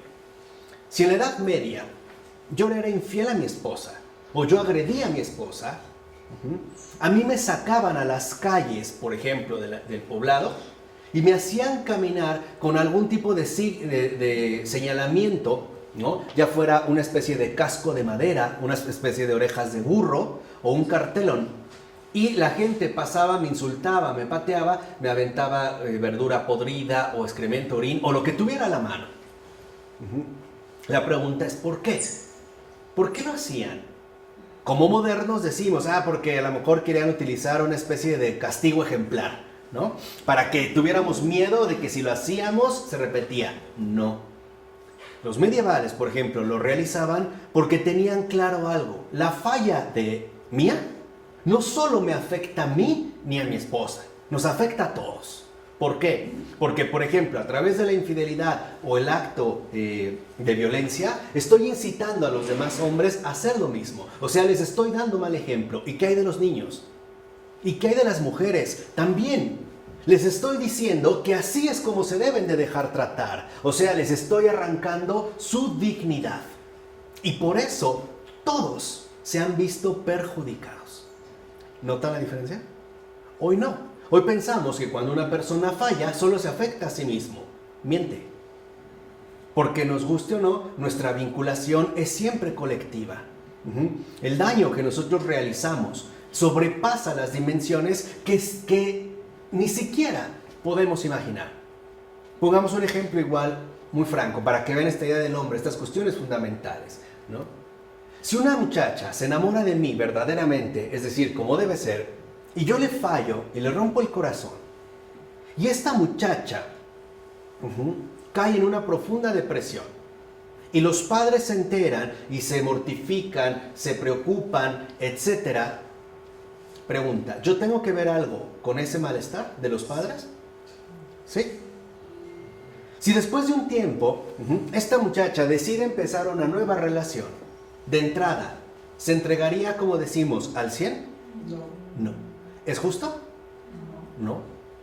Si se enamora de ella otro muchacho que en efecto la quiere bien y ella decide no entregarse al 100 e incluso herida por el antecedente previo que tiene, adelantarse en una mala jugada y serle infiel, y en lugar de que el otro muchacho se deprima, se suicida, ¿yo tengo que ver con ese suicidio?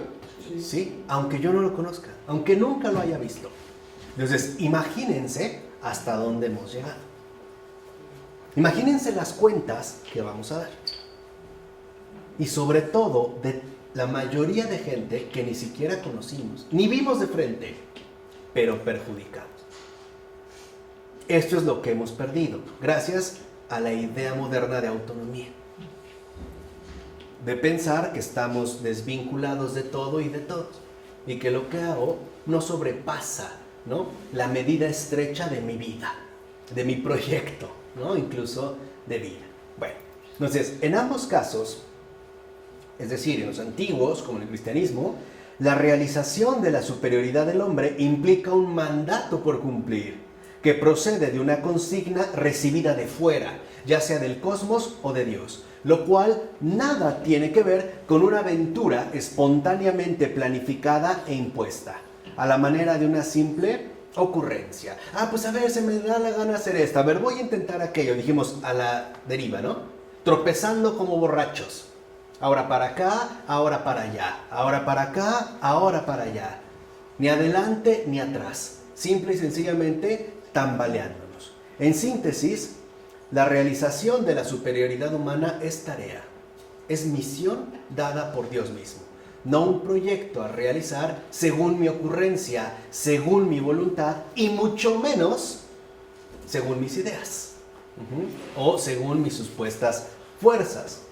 Además, el dominio del hombre también queda relativizado por un encima, en este caso lo celeste, y un abajo, lo animal. Por un lado, la superioridad del hombre sobre el animal no queda en absoluto fuera de discusión, ya que ambos están sometidos a la contingencia y a la muerte. Y aunque posean aliento vital, los dos proceden de la tierra y a ella vuelven. Entonces, aunque el hombre pueda considerarse superior al hombre por su razón, por sus habilidades, etc., comparte con el animal la misma contingencia y sobre todo la mortalidad. Al final, los dos que mueren. Puede ser que el hombre se adelantó matando al cerdo, pero también el hombre, al final de cuentas, va a morir. Así que su superioridad es relativa. A final de cuentas, los dos terminan emparejados en la muerte, ¿vale? Aquí está, digamos, como relativizada. De hecho, la idea según la cual el hombre y el animal no se distinguen de manera radical no es algo excepcional en Grecia. Al grado de que esta similitud en la mortalidad llevó a algunos a considerar que de fondo no había, digamos, una diferencia sustancial entre uno y otro, es decir, entre el hombre y el animal. Incluso suele suceder que el orden se invierta, y el animal cobre sobre el hombre cierta ventaja de superioridad. Aquí sí, incluso se va a considerar que en efecto el animal puede ser superior o mejor o más bueno que el hombre mismo, como ocurre en Diógenes el Cínico. Recuerden que Diógenes, llamado el Cínico, era básicamente Diógenes el perro. Cínico viene de la palabra quínicos, quinos, que significa perro. Y en efecto, él llevaba una vida como perro, no en el sentido moderno, sino en el sentido de un ser libre, que no está sujeto a los condicionamientos que socialmente se establecen. Entonces, por eso se desnuda, decide vivir finalmente en un barril, al más puro estilo del Chavo del Ocho, ¿no? Llevar una lámpara buscando un hombre en verdad libre, ¿no? Y sobre todo desafiando las convenciones sociales, pero actuando en libertad. Entonces, por ejemplo, en una ocasión, en una de las anécdotas que se cuentan de Diógenes el Cínico, sobre todo en las vidas que escribe Plutarco, está en una especie de reunión, una comida, y muchos le empiezan a aventar huesitos y le empiezan a chiflar como un perro, ¿no? Y le aventan más huesos y huesos. Y Diógenes no hace absolutamente nada. Hasta que de repente, al retirarse Diógenes, se acerca a donde estaban los que se burlaban de él, levanta la pierna y los orina a todos. Termina y se va. Es un poco lo que quiero que vean, la provocación que buscaba hacer, pero en efecto tiene que ver con una crítica a la sociedad establecida, ¿vale? Y lo más fundamental de Diógenes consiste en aquella otra mención que se hace de que Diógenes llegó a ser considerado el hombre más libre de toda Grecia. Porque no dependía de nada ni de nadie. Y en una ocasión está dormido y aparece a lo lejos el hombre más poderoso de toda la tierra en la antigüedad, Alejandro Magno. Aparece, ¿no?, con su escolta, su púrpura. Acuérdense que ya es un rango de realeza rayando en lo divino. Su casco. Finalmente lo localiza, se arrodilla delante de Diógenes y lo mueve. Diógenes, despierta. Y Diógenes no despierta. Y lo sigue llamando. Diógenes. Finalmente Diógenes se le queda viendo y no le habla. Se quita el casco a Alejandro Magno y le dice: Diógenes, yo soy Alejandro Magno. Yo te admiro porque en efecto tu independencia, ¿no?, ha mostrado la verdadera dignidad que debe alcanzar un ser humano. Yo tengo riqueza, soy dueño del mundo entero. ¿Qué quieres? ¿Qué quieres de mí?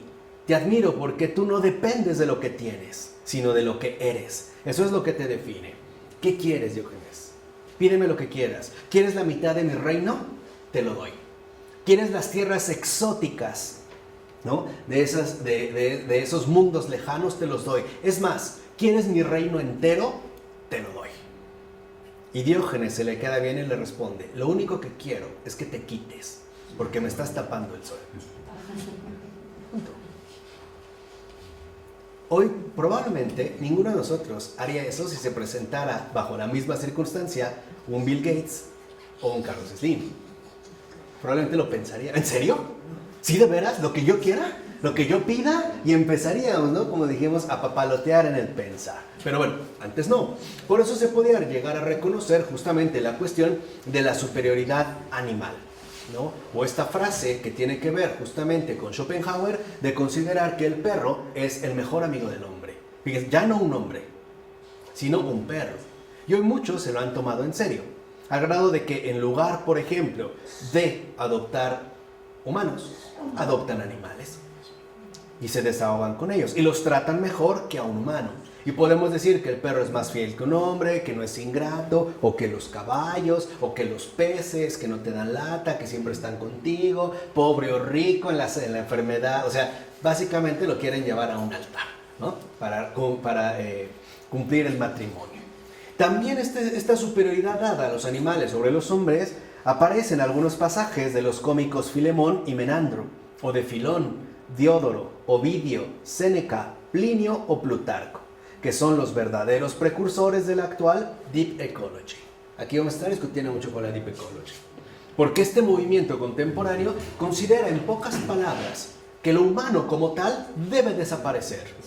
Es lo más dañino y nocivo para la creación entera, para la naturaleza, que somos nosotros los depredadores número uno de los demás seres vivos, la peor amenaza, ¿no?, que vive en la actualidad.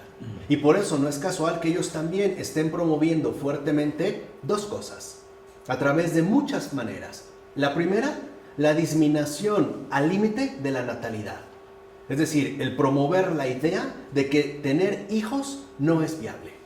Y nos van a dar 1001 razones. Desde la típica de ¿para qué traigo hijos a sufrir? Y entonces quiere decir que aparte de ineptos, somos verdaderamente estúpidos como para no hacer algo para que eso se siga produciendo. El problema no son los hijos, es que somos cómplices de esta situación, ¿no?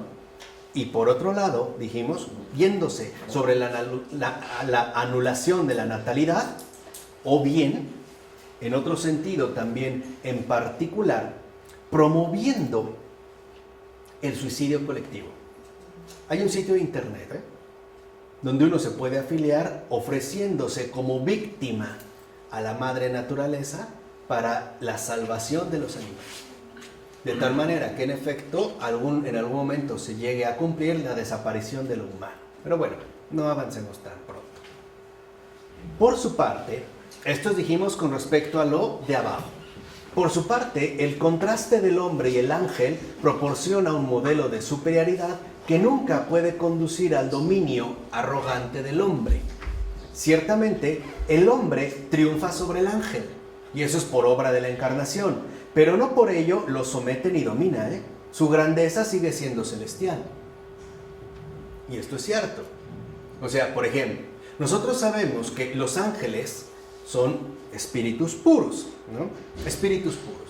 Y al ser espíritus puros, son superiores a nosotros. Pero nosotros tenemos algo que ellos no.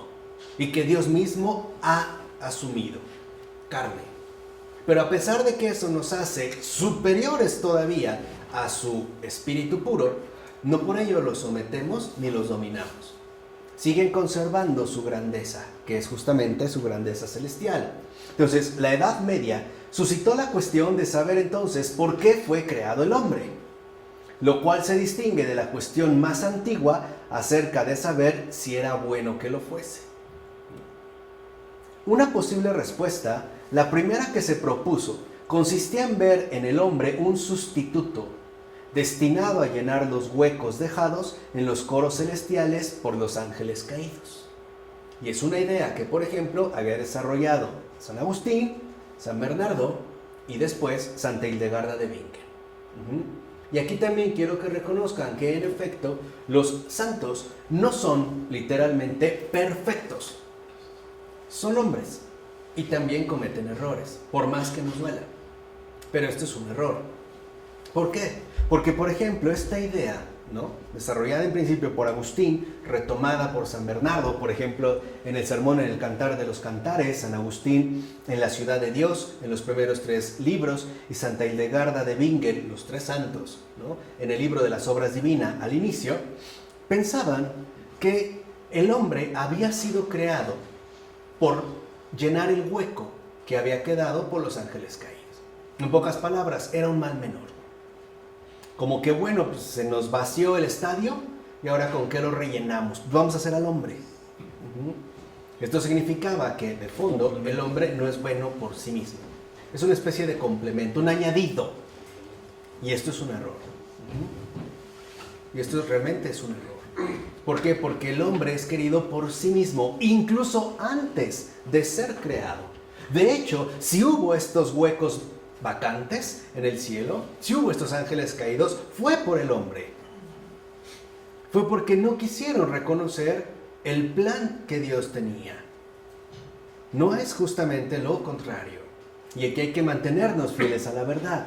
Pero con ello, en efecto, se corre el riesgo de rebajar al hombre al rasgo de sucedáneo, un sustituto inesencial. Porque entonces uno se puede preguntar, ¿y qué hubiera sucedido si no se hubieran revelado?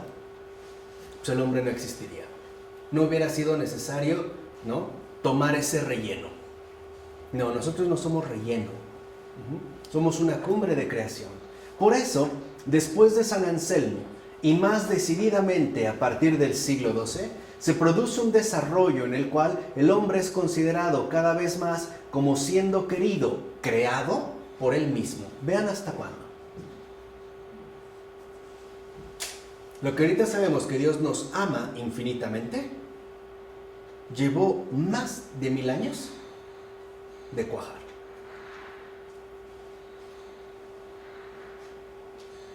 Ven que no es algo que se entendió a la primera.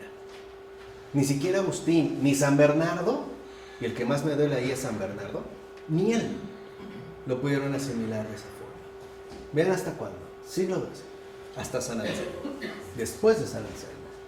Dicho de otro modo, el hombre ya no es visto como un caso accidental para rellenar el vacío generado, sino como una criatura querida desde el principio, incluso con radical predilección, es decir, a la luz de la redención.